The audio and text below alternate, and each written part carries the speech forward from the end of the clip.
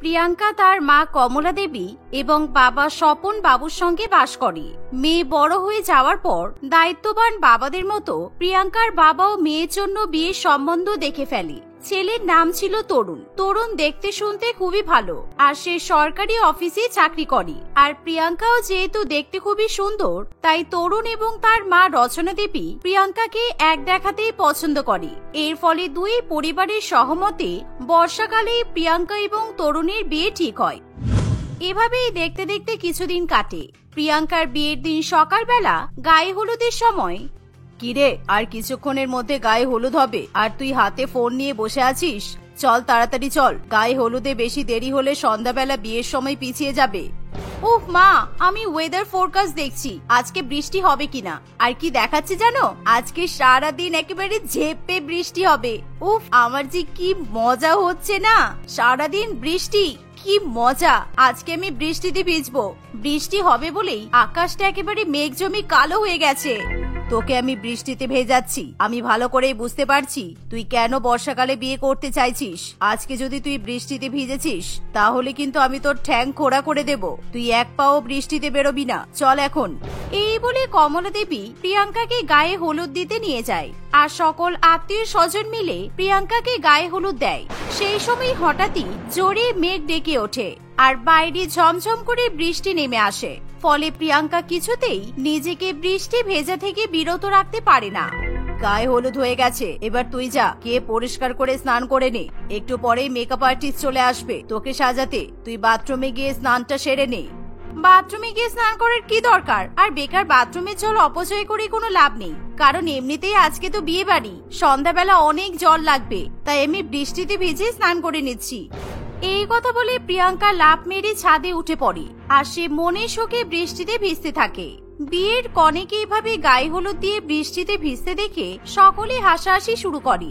সকলে ভাবে নতুন বউয়ের মাথা খারাপ, তাই কমলা দেবী কোনো মতে তার মেয়েকে বকাবকি করে ছাদ থেকে নিচে নামিয়ে নিয়ে আসে। আমাকে একটু শান্তি করে বৃষ্টিতে ভিজতেও পর্যন্ত দিল না। দেখ, ভাল লাগে না। ঠিক আছে, আজকে সারাদিন বৃষ্টি হবে, আমি আবার ঠিক সময় করে বৃষ্টিতে ভিজে নেব। দেখতে দেখতে এভাবেই কিছু সময় পেরিয়ে যায়, আর বিকেল বেলা প্রিয়াঙ্কা বিয়ের জন্য খুব সুন্দর করে সাজতে শুরু করে। কিন্তু তার মন শুধু জানালার বাইরেই পড়ে থাকে যে কখন আবার বৃষ্টি নামবে আর সে বৃষ্টিতে ভিজতে পারবে। কিন্তু এইদিকে তার সাজগোজ সম্পূর্ণ হয়ে যায়।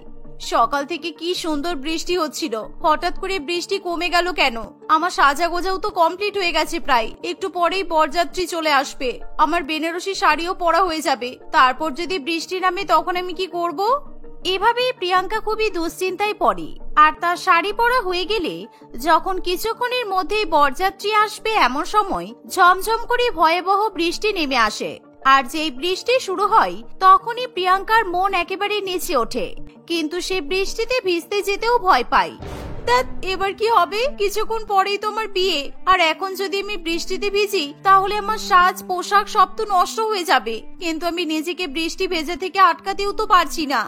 অন্যদিকে বৃষ্টির পরিমাণ অত্যাধিক বেশি হওয়ায় রচনা দেবী তার ছেলে এবং বরযাত্রীকে নিয়ে বাড়ির বাইরে পা পর্যন্ত রাখতে পারে না। ফলে তারা ভীষণ ভয় পেয়ে যায়, কারণ সেই দিন যদি কোনো মতে বিয়ে ভেঙে যায় তাহলে ঘোর অমঙ্গল হবে। ফলে রচনা দেবী প্রিয়াঙ্কার বাবাকে ফোন করে। দিদি, আপনারা বাড়ি থেকে বরযাত্রী নিয়ে বেরিয়েছেন তো? এদিকে কিন্তু বিশাল ঝড় বৃষ্টি হচ্ছে, আপনারা দয়া করে আর দেরি করবেন না, তাড়াতাড়ি আসুন, বিয়ের সময় তো পেরিয়ে যাচ্ছে। কিন্তু দাদা, এই বৃষ্টিতে আমরা কিভাবে বেরোবো? আমাদের সব তত্ত্ব সবকিছু নষ্ট হয়ে যাবে তো। বাইরে এত বৃষ্টি, পুরো ঝাপসা হয়ে গেছে, বৃষ্টি কমলেই আমরা বেরিয়ে পড়ছি। আপনি চিন্তা করবেন না, একমাত্র এই কারণেই বর্ষাকালে আমি বিয়ের অনুষ্ঠান করতে চাইছিলাম না। এই বলে তরুণের মা ফোন কেটে দেয়। কিন্তু তারা ভীষণ পরিমাণে দুশ্চিন্তায় ভুগতে থাকে, কারণ বৃষ্টি যেন আরো চোখ রাঙিয়ে আসতে শুরু করে, আর ধীরে ধীরে বৃষ্টির পরিমাণ আরো বেড়ে যায়। সেই সময় তরুণ তার মাকে বলে, মা, যে করে হোক আমাদেরকে বেরোতেই হবে, কারণ আজকে যদি আমার বিয়ে না হয় তাহলে আর কোনোদিনও বিয়ে হবে না। আর আমি যদি বৃষ্টির মধ্যে বিয়ের অনুষ্ঠানে পৌঁছতে না পারি, আর তখন যদি প্রিয়াঙ্কার বাবা যদি পরে আমার সাথে প্রিয়াঙ্কার বিয়ে না দেয়, তখন কি হবে বলো তো? এই বলে তরুণ কোন রকমে নিজের প্রাণের ঝুঁকি নিয়ে গাড়ি করে একাই বিয়ে করতে বেরিয়ে পড়ে। কিন্তু তার মা কিছুতেই তাকে একা ছাড়তে চায় না। অন্যদিকে এত বৃষ্টির মধ্যে নিজেদের প্রাণের বিপদ কেউ ডেকে আনতে চায় না। রচনা, সবই তো বুঝতে পারছি, তোমার একটাই মাত্র ছেলের বিয়ে, কিন্তু আমরা কি করে বরযাত্রী যাবো বলো তো? তোমরা বরং না গিয়ে যাও, আর একটু পরে বৃষ্টি থামলে আমরা বাসে করে বরযাত্রী চলে আসবো। তুমি একদম চিন্তা করো না, তবে এত বৃষ্টির মধ্যে কিন্তু আমরা বেরোতে পারবো না। এই কথা শুনে তরুণীর কিছুই যায় আসে না, কারণ তার মাথায় এখন একটা বিষয়ই চলতে থাকে, যে করেই হোক তাকে এখন বিয়ে করতেই হবে। অন্যদিকে প্রিয়াঙ্কার মা বাবাও ভীষণ পরিমাণে চিন্তা করে, কারণ তাদের বাড়িতে যেহেতু সকাল থেকে আত্মীয় স্বজন চলে এসেছে, আর এখন যদি বরপক্ষ বৃষ্টির মধ্যে উপস্থিত হতে না পারে তাহলে বড়সড় বিপদ হয়ে যাবে। আজকে যদি এই বৃষ্টির মধ্যে আমার মেয়ের বিয়েতে বাধা পড়ে তাহলে কি হবে বলতো? মেয়েটা এত সেজে গুজে বেনারসি শাড়ি পরে ঘরের মধ্যে বসে আছে, মেয়েটাকে আমি কতবার করে বারণ করলাম এই বৃষ্টির মধ্যে বিয়ে করিস না, কিন্তু ও তো আমাদের কারোর কথা শুনতে চাইলো না। এখন এসব কথা বলে লাভ নেই, তুমি বরং মেয়েটার কাছে যাও, দেখো কি করছে। আমি এদিকটা দেখছি, সব আত্মীয় স্বজনরা চলে এসেছে, আর আমার আর ভালো লাগছে না। কমলা দেবী ভাবে যে তার মেয়ে হয়তো মন মরা করে ঘরে বসে আছে, কিন্তু তার মেয়ের মন মরা করে বসে থাকতে বইয়ে গেছে, কারণ প্রিয়াঙ্কার মন ভালো করা বৃষ্টি যেহেতু হচ্ছে তাই সে নিজেকে আর সামনে রাখতে পারে না। সে বাড়ির পেছনে দরজা দিয়ে বাইরে বেরিয়ে যায়, আর বাইরে গিয়ে সে ভয়াবহ বৃষ্টির মধ্যে ভিজতে থাকে। বিয়ের দিন যদি বৃষ্টিতে না ভিজলাম তাহলে মজা কি আর হলো? আমার সাজগোজ বেনারসি একেবারে চুলোই যাক। আর ভালো হয়েছে এই বৃষ্টির মধ্যে এখনো বরযাত্রী আসতে পারছে না, না হলে আমি বিয়ের সব অনুষ্ঠানে আটকে পড়তাম আর আমার বৃষ্টিতেও ভেজা হতো না। এখন আমি আরাম করে বৃষ্টিতে ভিজবো, তাই বরযাত্রী যত দেরি করে আসবে ততই ভালো। এই বলে প্রিয়াঙ্কা বৃষ্টির মধ্যে নাচতে নাচতে খুবই আনন্দ করে, আর সে ভীষণ পরিমাণে বৃষ্টি উপভোগ করতে থাকে। অন্যদিকে তার মা ঘরে গিয়ে দেখে যে মেয়ের কোথাও নাম নিশানা নেই, এর ফলে সে খুবই ভয় পেয়ে যায়। হায় হায়, আমার মেয়েটা কোথায় গেল? ও কি ভেবেছে ওর বর হয়তো ওকে বিয়ে করতে আসবে না, তাই ও ভেবেছে হয়তো ওর বিয়েটা ক্যান্সেল হয়ে গেছে, তাই মনে হয় মেয়েটা বাড়ি ছেড়ে পালিয়ে গেছে।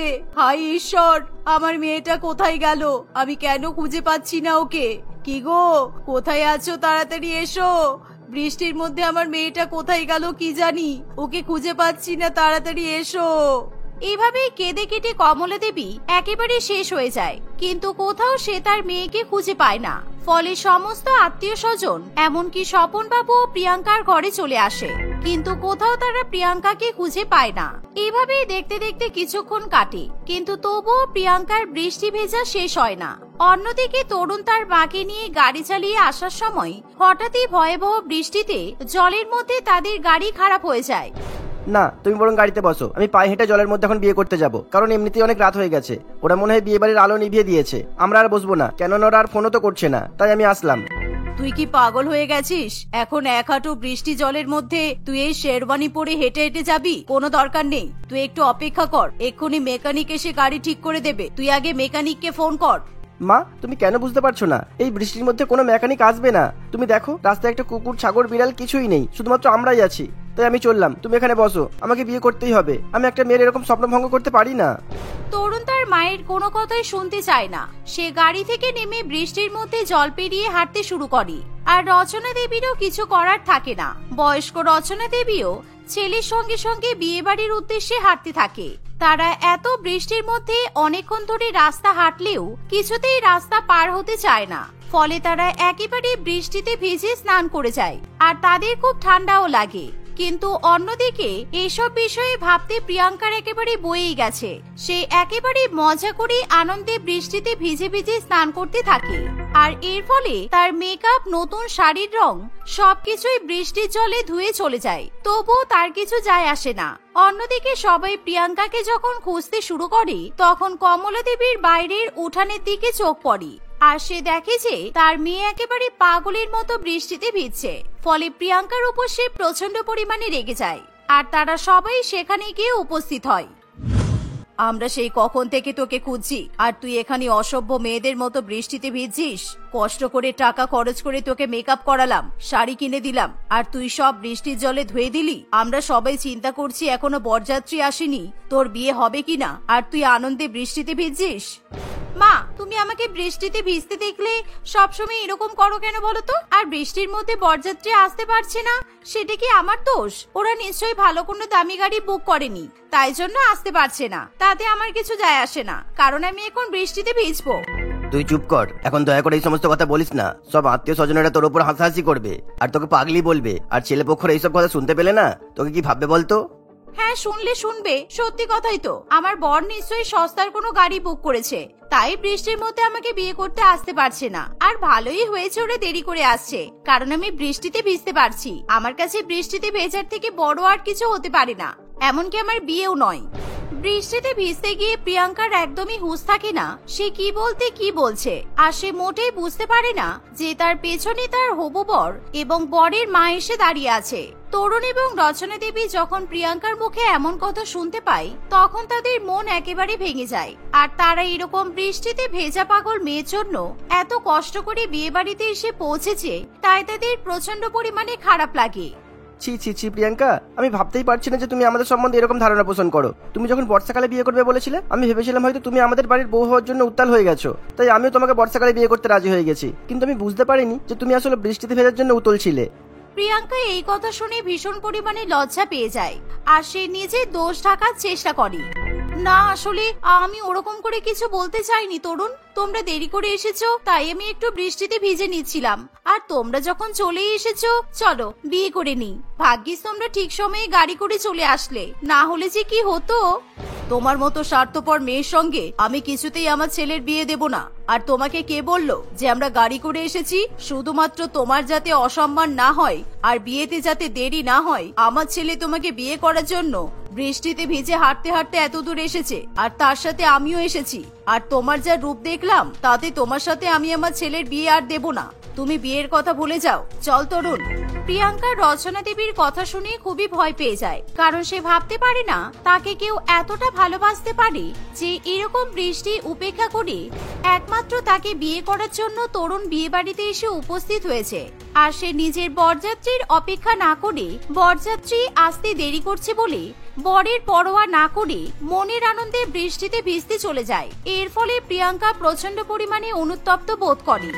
প্লিজ আমাকে ক্ষমা করে দিন, আসলে বৃষ্টি দেখলে আমি একেবারে পাগল হয়ে যাই। কিন্তু আমি বুঝতে পারিনি যে আপনারা হেঁটে হেঁটে এসেছেন শুধুমাত্র আমাকে বাড়ির বউ করে নিয়ে যাবেন বলে। আমার খুব ভুল হয়ে গেছে, আপনারা দয়া করে আমাকে ক্ষমা করে দিন। আমি আর কোনোদিনও বৃষ্টিতে ভেজার জন্য এরকম পাগলামি করব না, আমি প্রমিস করছি। কিন্তু আপনারা আমাকে বিয়ে না করে এখান থেকে চলে যাবেন না প্লিজ। তরুণ, তুমি যেও না প্লিজ। নিজের মেয়ের কর্মকাণ্ডের জন্য তার বাবা মাও রচনা দেবী এবং তরুণের কাছে ক্ষমা চায়। শেষ পর্যন্ত তরুণ আর রাগ করে থাকতে পারে না। তরুণের সঙ্গে প্রিয়াঙ্কার ধুমধাম করে বিয়েটা সম্পন্ন হয়। আর বিয়ের পর যতই বর্ষা হোক না কেন, প্রিয়াঙ্কা নিজের মনকে বৃষ্টি ভেজা থেকে সামলে রাখে। আর সে কোনোদিনও বৃষ্টিতে ভেজার জন্য পাগলামি করে না। এভাবেই সে তার শ্বশুরবাড়িতে সুখে শান্তিতে সংসার করতে থাকে। পারুল তার শাশুড়ি মা কমলা দেবী, স্বামী নীলেন্দু এবং এক ননদ দিয়ার সঙ্গে বাস করে। পারুল ভীষণ ভালো মেয়ে হওয়ায় কমলা দেবী তাকে খুবই পছন্দ করে আর সবসময় তাকে ভীষণ পরিমাণে স্নেহ করে। একদিন পারুল তার শ্বশুরবাড়ির লোকেদের সঙ্গে একটি পার্কে ঘুরতে যাওয়ার জন্য বাড়ি থেকে বেরিয়ে পড়ে। সেই সময় তাদের গাড়ির সঙ্গে একটি লরির ধাক্কা লাগে আর ভয়াবহ অ্যাক্সিডেন্ট হয়ে যায়। সেই অ্যাক্সিডেন্টে কমলা দেবী তার পা হারিয়ে ফেলে, কিন্তু সেই গাড়িতে দিয়া না থাকায় তার কোনো ক্ষতি হয় না। কিন্তু ডাক্তার জানায় কমলা দেবী আর কখনো নিজের পায়ে হাঁটতে পারবে না। প্রায় 2 দিন পর তার জ্ঞান ফিরে আসে। নীলেন্দু, আমার সাথে এসব কি হয়ে গেল রে বাবা? আমি আর কোনোদিনও হাঁটতে পারবো না। ঈশ্বর কেন আমাকে এত বড় শাস্তি দিল? তোরা ঠিক আছিস তো? আর আমার বৌমা কোথায়? আমি আমার বৌমাকে দেখতে পাচ্ছি না কেন? মা, তুমি প্লিজ কান্নাকাটি করো না, কেননা যে করেই হোক এখন তোমাকে সুস্থ থাকতে হবে। আর ডাক্তার তো বলেছেন তোমাকে কমপ্লিটলি বেড রেস্টে থাকতে হবে। আর এখন তোমার পা যেহেতু প্যারালাইজড হয়েছে, তাই তুমি হাঁটাচলা করতে পারবে না। আর আমি আর তোমার বৌমা তোমার খেয়াল রাখবো। তোমার বৌমা একদম ঠিক আছে। ঠিক এমন সময় পারুল তার শাশুড়ি মায়ের জন্য টিফিন বাক্সে করে খাবার নিয়ে আসে। শাশুড়ি মায়ের জ্ঞান ফিরেছে দেখে পারুল ভীষণ পরিমাণে খুশি হয়, আর কমলা দেবীও তার বৌমাকে দেখে খুশি হয়। মা, এই দেখুন, আমি আপনার জন্য ডাল, ডিম সিদ্ধ, ভাত, মাছের ঝোল, পোস্তর বড়া রান্না করে এনেছি। এখন আপনার শরীর খারাপ তো আপনাকে আমি নিজের হাতে খাবার খাইয়ে দেব, কারণ আপনাকে তো তাড়াতাড়ি সুস্থ হতে হবে, তাই না? বৌমা, তোমার শরীরও তো অসুস্থ, আর তুমি এর মধ্যে আমার জন্য এত রান্না বান্না করে এনেছো। সত্যি বৌমা, আমি ভাগ্য করে তোমার মতো বৌমা পেয়েছি। পারুল তার শাশুড়ি মাকে নিজের হাতে করে খাবার খাইয়ে দেয়। বৌমার এত সুন্দর ব্যবহার দেখে কমলা দেবীর চোখ একেবারে জলে ভরে ওঠে। নীলেন্দু, দিয়া এবং পারুল তিনজনে মিলে কমলা দেবীকে গাড়িতে করে বাড়িতে নিয়ে আসে। তারপর থেকে পারুল তার শাশুড়ি মাকে নিজের হাতে করে খাবার খাওয়াতে শুরু করে। সবসময় সে তার শাশুড়ি মায়ের খেয়াল রাখে, কিন্তু এই ব্যাপারটা দিয়া একেবারেই পছন্দ করতে পারে না। একদিন, মা, আজকে আমি তোমাকে নিজের হাতে রান্না করে খাবার খাওয়াবো, তাই তোমার কি খেতে ইচ্ছা করছে বলো। তোমার আজকে যা খাবার খেতে ইচ্ছা হবে আমি তোমাকে সেই খাবারটাই রান্না করে নিজের হাতে করে খাইয়ে দেব। না রে দিয়া, তোকে কষ্ট করে আমার জন্য রান্না করতে হবে না, তুই যা, কলেজে যা। কারণ আমার বৌমা আজকে আমাকে হালকা করে মুরগির মাংসের ঝোল আর ভাত রান্না করে নিজের হাতে খাইয়ে দেবে বলেছে, তাই আমি আজকে পারুলের হাতেই খাবার খাবো। কেন মা, তুমি তো প্রত্যেকদিন বৌদির হাতের খাবার খাচ্ছ, সুতরাং একদিন যদি আমার হাতের খাবার খাও তাহলে কি তোমার খুব অসুবিধা হয়ে যাবে? বৌদি তো দেখছি তোমাকে একদম আমার কাছ থেকে দূরে করে দিচ্ছে। তুই এরকম করে কথা বলছিস কেন দিয়া? নিজের বৌদির নামে এরকম বলতে নেই। আমি যেদিন থেকে অসুস্থ হয়েছি, মেয়েটা এত বড় বাড়িঘর একা সংসার নিজেই সামলাচ্ছে আর সবসময় আমার সেবা করছে, আর তাই আমি বৌমার নামে তোর কাছ থেকে কোনো খারাপ কথা শুনতে চাই না। ঠিক এমন সময় পারুল তার শাশুড়ি মায়ের জন্য গরম গরম মুরগির মাংসের ঝোল আর সরু চালের গন্ধযুক্ত ভাত নিয়ে চলে আসে। এরকম খাবারের গন্ধ পেয়ে কমলা দেবীর মন একেবারে ভরে ওঠে। পারুল তার ননদ এবং শাশুড়ি মায়ের কথা শুনতে পেলেও সেই কথাতে সে কোনো রকম ভাবে পাত্তা দেয় না, কারণ তার জীবনে একটাই ধর্ম, সেটা হলো শাশুড়ি মায়ের সেবা করা আর তাকে পুরোপুরি ভাবে সুস্থ করে তোলা। ঠিক আছে মা, অনেক কথা হয়েছে, এবার আপনার খাওয়ার সময় হয়ে গেছে, তাই আপনাকে খেয়ে নিতে হবে। আসুন, আমি আপনাকে উঠিয়ে বসিয়ে দিচ্ছি।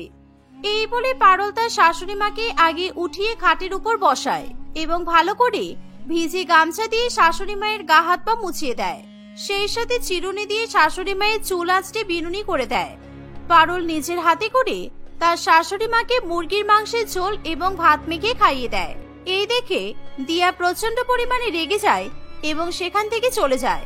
তোমার মতো এমন ভালো বৌমা যেন প্রত্যেকটা ঘরে ঘরে হয়, কারণ আমি সবসময় দেখেছি মায়েরা মেয়েদেরকে থালায় ভাত মেখে হাতে করে খাইয়ে দেয়, কিন্তু এখন বৌমা শাশুড়ি মাকে ভাত মেখে খাইয়ে দিচ্ছে। আপনি এমন করে বলবেন না মা, কারণ আপনি আমার শাশুড়ি মা হলেও আমি কিন্তু আপনাকে নিজের মা মনে করি, আর আমি আপনার মেয়ে, তাই মায়ের শরীর খারাপ হলে মেয়ে খাইয়ে দেবে না কেন বলুন?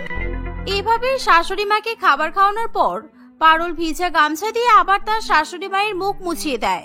এভাবে সারাদিন বাড়ির কাজকর্ম করার পর পারুল যখন ঘুমাতে চায় তখন নীলেন্দু বলে, তুমি সারাদিন মায়ের খেয়াল রাখছো, তাই তোমাকে খুব ধন্যবাদ জানাই।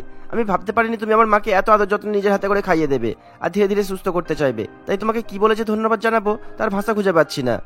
না না, ঠিক আছে, কোনো ব্যাপার নয়। বলছি যে তাহলে আমি সোফায় শুয়ে পড়ছি আর তুমি খাটে শুয়ে পড়ো, আমার কোনো অসুবিধা হবে না, কারণ সারাদিন অনেক খাটাখাটনি করেছো, তাই এখন রেস্ট নাও। এই বলে নীলেন্দু নিজের বালিশ এবং চাদর নিয়ে সোফার উপর শুয়ে পড়ে আর পারুল খাটের উপর ঘুমিয়ে পড়ে। পরের দিন সকালবেলা ঘুম থেকে ওঠার পর আবার পারুল তার শাশুড়ি মায়ের খেয়াল রাখতে শুরু করে। সেদিন সে রান্নাঘরে যাওয়ার আগে তার শাশুড়ি মায়ের কাছে আসে। বৌমা, তোমার কি মনে আছে তুমি কি সুন্দর মাংস সর্ষে দিয়ে ভাপা রান্না করতে? তোমার হাতে সেই রান্নাটা আর কেউ বানাতে পারতো না, তাই তুমি আজকে আমাকে মাংস দিয়ে সর্ষে ভাপা রান্না করে খাওয়াও। তোমার হাতের মাংস সর্ষে ভাপা খেতে ভীষণ ইচ্ছে করছে। পারুল এই কথা শুনে ভীষণ পরিমাণে চিন্তায় পড়ে। সে তার শাশুড়ি মাকে কি বলবে কিছুই বুঝে উঠতে পারে না। কিন্তু মা, আপনি তো এখন হাঁটাচলা করতে পারছেন না, তাই যদি সর্ষে আর মাংস একসঙ্গে খান তাহলে আপনার অ্যাসিডিটি হতে পারে। আপনি আজকে হালকা কিছু খাবার খেয়ে নিন, আমি আপনাকে পরের দিন মাংস সর্ষে ভাপা রান্না করে খাওয়াবো। কমলা দেবী পারুলের কোনো কথা শুনতে চায় না। এমন সময় সেখানে দিয়া চলে আসে। দিয়াও তার মায়ের সঙ্গে সঙ্গে তার বৌদির কাছে সেই মাংস দিয়ে সর্ষে ভাপা খেতে চায়, ফলে পারুল আর না করতে পারে না। সে রান্নাঘরে যায় আর ইউটিউবে রান্নার রেসিপি খুঁজতে শুরু করে, কিন্তু সে কোনো চ্যানেলেই সেই রান্নার রেসিপি খুঁজে পায় না।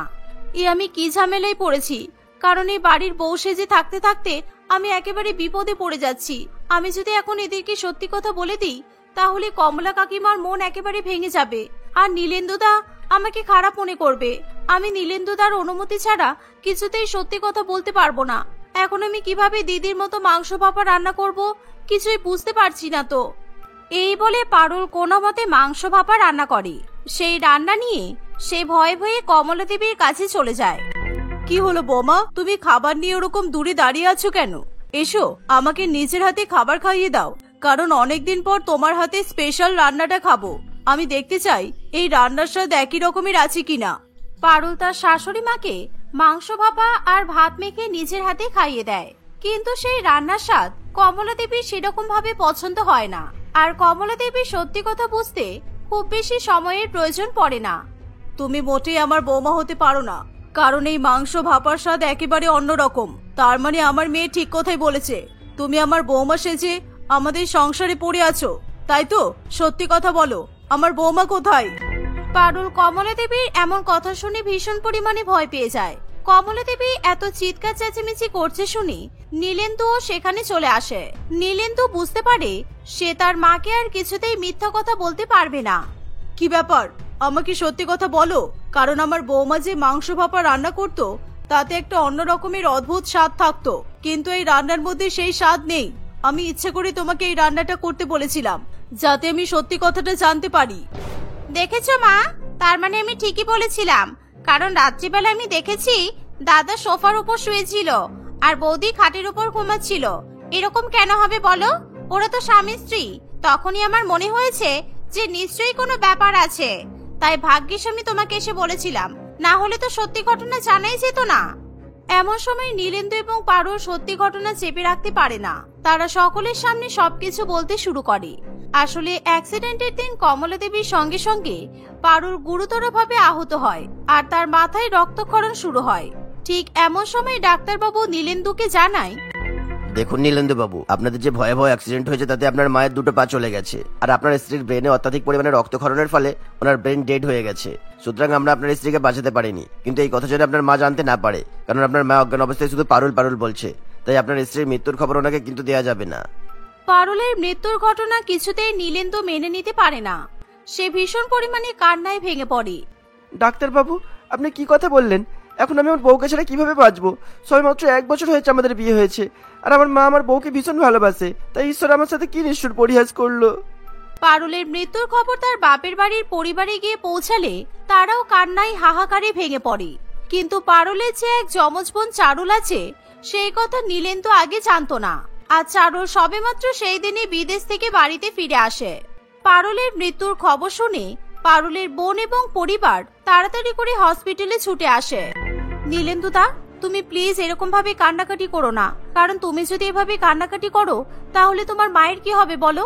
আমি মানছি আমাদের দিদি আর আমাদের মধ্যে নেই, কিন্তু আমাদেরকে তো এটা মেনে নিতে হবে বলো। দেখো, পারুল যে মারা গেছে সেই সত্যি কথাটা আমার মা কিংবা বোনকে জানাতে চাই না, কারণ আমার মা যদি এই ঘটনা জানতে পারে তাহলে উনিও মারা যাবেন। তাই তোমাকে যে করে হোক আমার মাকে বাঁচাতে হবে। অন্তত যতদিন পর্যন্ত আমার মা না সুস্থ হয় ততদিন তুমি আমার মায়ের অনেক ভালো করে খেয়াল রাখবে। নীলেন্দুর এমন কথা শুনে চারুল ভীষণ পরিমাণে অবাক হয়। সে প্রথমে কিছুতেই রাজি হতে চায় না, কিন্তু পরে সে নীলেন্দু এবং তার মায়ের কথা ভেবে সেই প্রস্তাবে রাজি হয়ে যায়। আর তাকে যেহেতু অবিকল পারুলের মতো দেখতে, তাই চারুল শাড়ি পরে কমলা দেবীর সামনে এসে দাঁড়ালে কমলা দেবীও চারুল এবং পারুলের মধ্যে কোনো পার্থক্য করতে পারে না। এইসব কিছু হয়ে যাওয়ার পর দিয়া নার্সিং হোমে আসে, তাই দিয়াও সত্যি ঘটনা থেকে পুরোপুরি অজানা থাকে। বিশ্বাস করুন কাকিমা, আমি আর নীলেন্দু আপনাকে ঠকাতে চাইনি, কিন্তু আপনার যা শরীর খারাপ হয়েছিল, আপনি যদি সত্যি ঘটনা জানতে পারতেন তাহলে আপনাকে বাঁচানো সম্ভব হতো না। দয়া করে আমাকে ক্ষমা করে দিন কাকিমা। আমি বুঝতে পারছি আপনাকে মিথ্যা কথা বলা আমাদের উচিত হয়নি। কমলা দেবী আর কোনো কথা শুনতে চায় না। সে অঝোর নয়নে কাঁদতে থাকে। ভালোই এতদিন ধরে আমার মাকে নিজের হাতে রান্না খাইয়ে খাইয়ে মায়ের মনটা জয় করে নিয়েছো। এখন আর তোমার ধান্দাবাজি চলবে না। তুমি এক্ষুনি বাড়ি ছেড়ে বেরিয়ে যাও, অসভ্য মেয়ে একটা। না বৌমা, তুমি কোথাও যাবে না, কারণ এতদিন ধরে তুমি আমার বাড়িতে বৌমা হিসেবে আমার যে পরিমাণ সেবা যত্ন করেছো তাতে আমি তোমাকে এই বাড়ি থেকে কিছুতেই তাড়িয়ে দিতে পারবো না। আমি একেই আমার ছেলের বউকে হারিয়েছি, তাই এখন আমি আর তোমাকে হারাতে পারবো না। তুমি আমাকে নিজের হাতে খাবার খাইয়ে খাইয়ে যে বদ অভ্যাস তৈরি করেছো সেটা আমি আর কিছুতেই ত্যাগ করতে পারবো না। আমি তোমার সঙ্গে আমার ছেলের আবার বিয়ে দিতে চাই। তুমি কি হবে আমার বাড়ির বৌমা? তোমার কি মাথা খারাপ হয়ে গেছে মা? তুমি এই জোচ্চোর ধান্দাবাজি মেয়েটাকে এই বাড়ির বউ বানাতে চাইছো? আমি যা বলেছি সেটাই আমার শেষ কথা। এরপর আমি কারোর মতামত শুনতে চাই না। আর আমার মনে হয় না এতে আমার ছেলেরও অমত আছে। কমলা দেবীর এমন কথা শুনে চারুল এবং নীলেন্দু ভীষণ পরিমাণে অবাক হয়। তারা দুজনে একে অপরের দিকে তাকিয়ে প্রচুর পরিমাণে লজ্জা পেয়ে যায়। কমলা দেবী কিছুতেই চারুলকে সেই বাড়ি থেকে যেতে দিতে চায় না। কয়েকদিনের মধ্যেই সে নীলেন্দুর সঙ্গে চারুলের আবার বিয়ে দেয়। ধীরে ধীরে কমলা দেবীও হাঁটতে শুরু করে। এভাবেই চারুল তার পরিবারের সঙ্গে হাসি খুশি সংসার করতে থাকে।